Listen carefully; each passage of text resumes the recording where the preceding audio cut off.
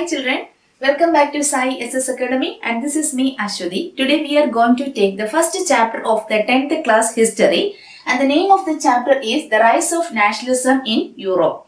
Okay, here as the name of the chapter says that the nationalism arose in Europe, isn't it? Yes, that means the nationalism, here we are going to learn how the feeling of nationalism arose in Europe and how that feeling spread to other nations also.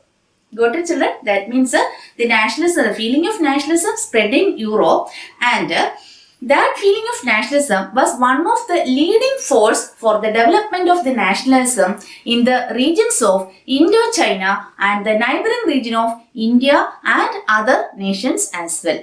Okay, children? Here, our chapter starts with a painting of Statue of Liberty. Okay, a painting of a Statue of Liberty prepared by Frederick Sorio in 1848. Okay, so the chapter we can see a procession and first a picture is there in the first page of the chapter, and that is in 1848 Frederick Sorio, he was a French artist, 4 prints on democratic and social republic. First print shows the people of Europe and America marching in a long train and offering homage to Statue of Liberty. And what is Statue of Liberty? Statue of Liberty, a female figure, the torch of enlightenment she bears in one hand and Charter of Rights of Man in the other. That is Statue of Liberty. Okay, this is an imagination of this Frederick Sorio, the French artist. Let us explain that. Yes, it talks about removing of absolutism and remains of the symbols of absolutist during that time. That means removing of the absolutism and the remains of symbols of absolutist also.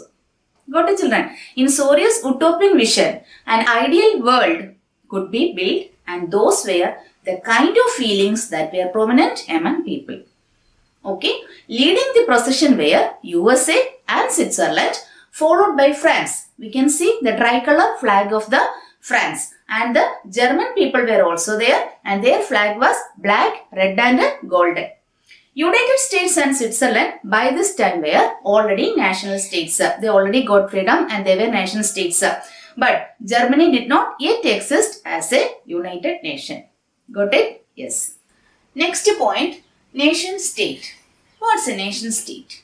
Okay, listen. Sense of unity, sense for common identity, shared history developed and was a result of struggle, action of leaders and common people.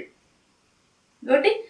These small points I am giving, when you combine it together, you will get the definition of the nation state. Okay, I will say yes. That means a sense of unity, sense for common identity, shared history developed and was result of a struggle, action of leaders and a common people forms a nation state. Got it, children? Yes. And according to Ernest Renan, he was a French philosopher. According to him, a nation is a culmination of a long past of endeavors, sacrifice and devotion. Who is Ernest Renan? Ernest Renan was a French philosopher.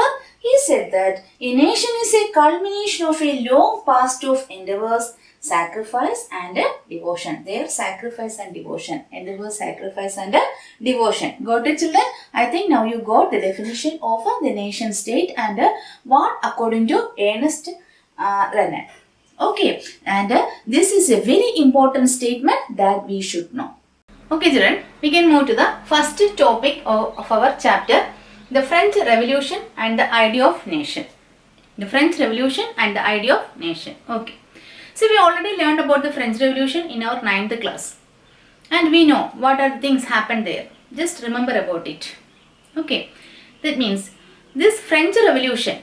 The French Revolution is that the first clear expression of nationalism came with the French Revolution. Okay. That means the first clear vision of the nationalism came from this French Revolution in 1789. Okay, so here and in that class we already learned about the French revolutionaries or the great philosophers, what are their thoughts, everything we learned. So we have to just look back about it. The French revolutionaries introduced various measures. First, the ideas of la patrie. La patrie, the meaning is fatherland. Second, les citoyens. Les citoyens, the meaning is citizens. Les citoyens enjoying equal rights under a constitution. So after French Revolution, these all things came into being.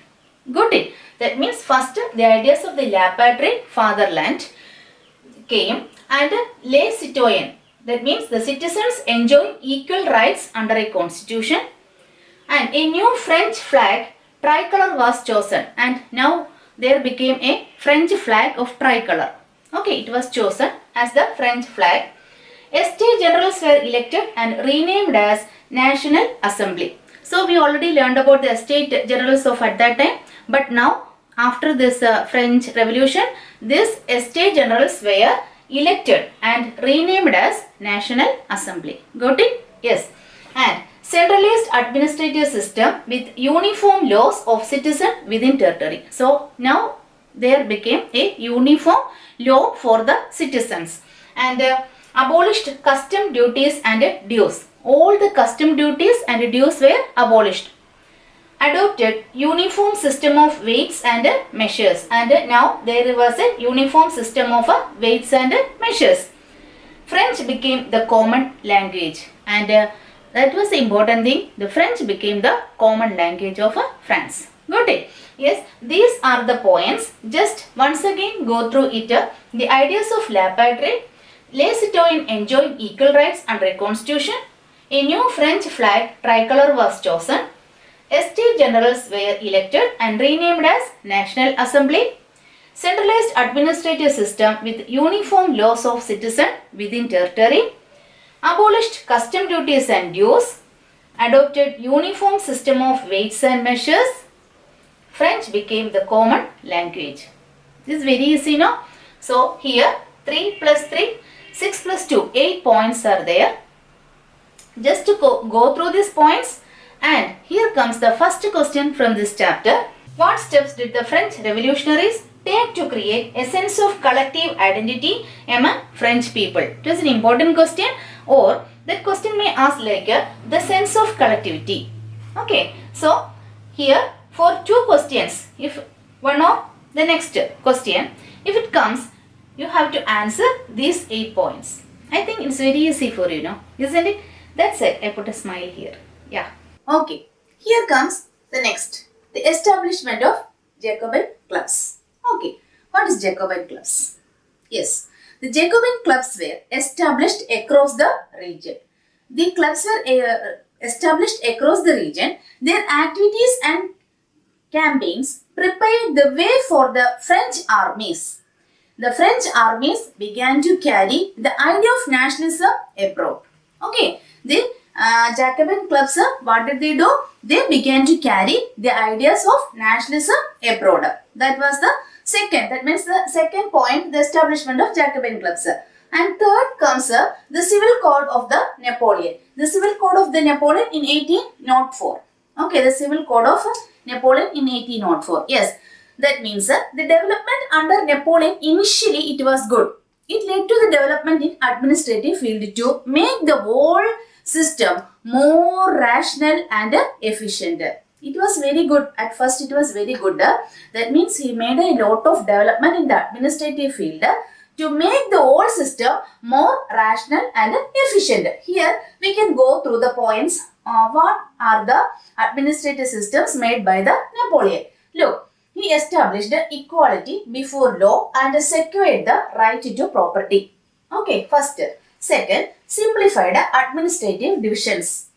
Third, abolished feudal systems.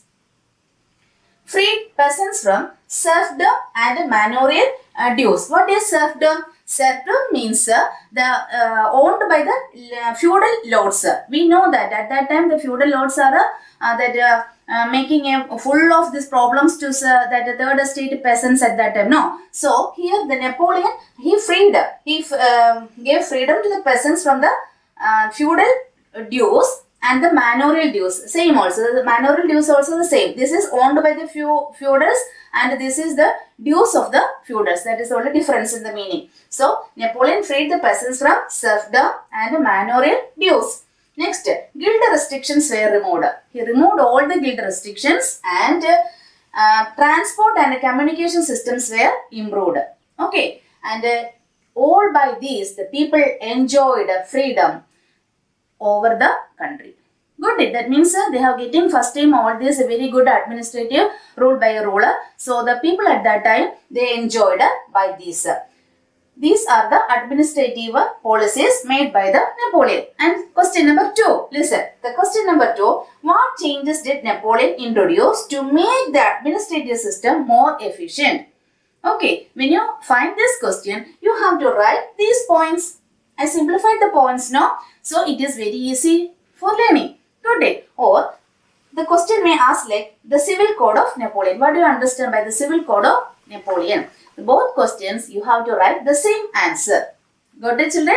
I think you understood. Now I explained you about the administrative policies that made by the Napoleon. But here is a thing that we have to learn is that there was a positive development by Napoleon. But later on, Napoleon turned hostile and neighboring countries were trying to contain the French aggression. As a result, in many places such as Holland, Switzerland, as well as cities like Brussels, Milan and Warsaw, the French armies were welcomed as harbingers of liberty. Okay, children? When Napoleon turned as a hostile, his rule was suppressed by various powers. Okay, and here Congress of Vienna signed on 1815 and it was the fall of the Napoleon. Got it? And that is the end of this topic. The first topic was over and in the first topic 3 points are there. That means what are the various patterns or various measures introduced by the French revolutionaries. Second, the establishment of a Jacobin clubs. And third, the civil code of Napoleon. How Napoleon brought this France into a very good administrative country. But after we can see that Napoleon that he turned hostile and in 1815 the Congress of Vienna signed and it was the fall of the Napoleon. Okay, so here ends this topic. I thought you understand the first topic. Okay, and if you have any doubt, please comment me. I will clear it, children. Don't worry about it. And one thing is that I gave you 2 questions also. 2 questions from our covered topic and you have to learn it also. If you are after seeing the video, just go through the points and when you are going to the questions also, it will be very easy for you to understand it. Okay, children? And bye. And I will come with the next topic, making of nationalism in Europe. Okay, and I have to say one thing that please subscribe my channel and give me support. Thank you.